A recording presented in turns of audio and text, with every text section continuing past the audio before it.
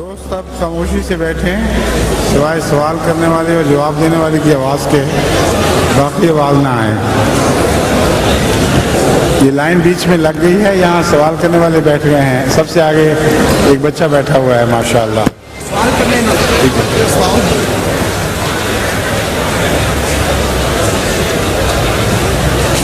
क्या नाम है आपका? आप खड़े हो, बच्चा जो सामने है। हाँ हाँ,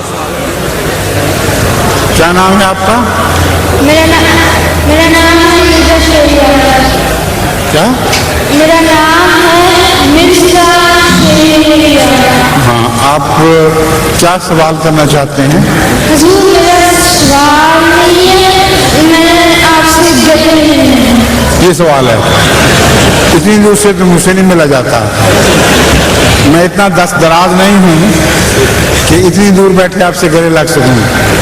मैं आपके पास आ जाए।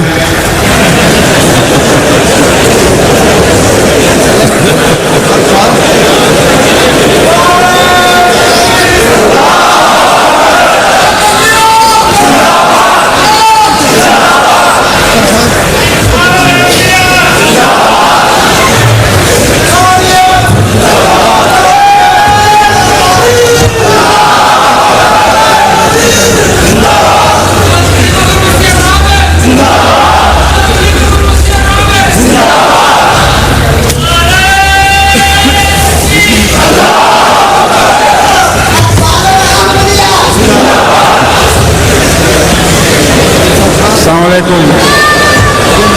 किसी सवाल को दोहराने की इजाज़त नहीं होगी।